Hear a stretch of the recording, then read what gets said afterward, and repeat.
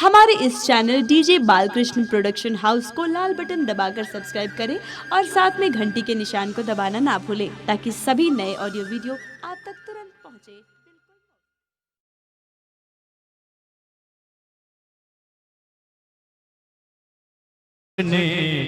गुलाब कहिए अच्छा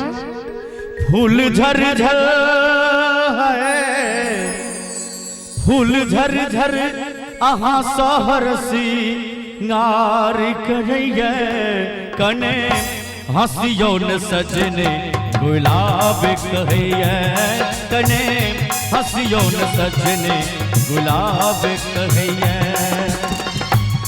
फूल झर झर आहा सहर सिंगार कहिए कोना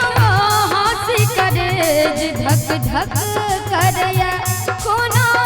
हाथ करे धक धक करया रित दुनिया के रित दुनिया के हमरा खबरदार करया कने हंसियो न सजने गुलाब कहिए कोना हाथ करे धक धक करया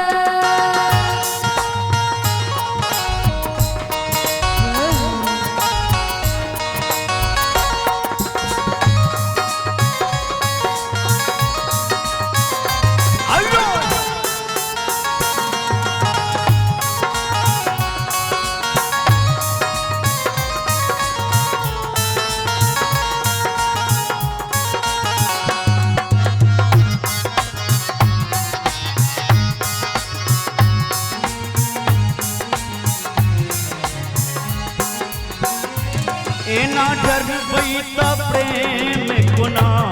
करबई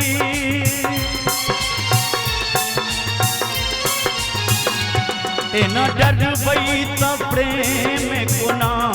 करबई आहा बिन हम जिंदगी कोना कटबै ए आहा बिन हम जिंदगी कोना कटबै हमरो वहाँ बिन जिंदगी अन्हार लग गया हमरो वहाँ बिन जिंदगी अन्हार लग गया दुनिया के रित दुनिया के हमरा खबरदार करया कने हंसियो न सजने गुलाब कहिए कने हंसियो न सजने गुलाब कहिए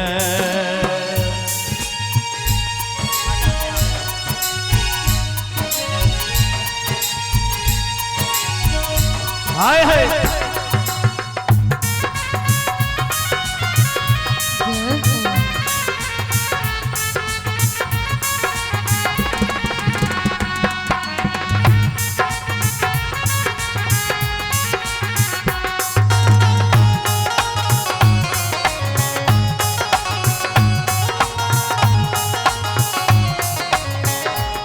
हेलो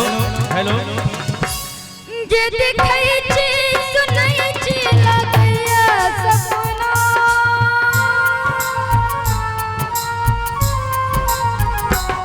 जे देखै छी सुनै छी लगैया सपना चूड़ी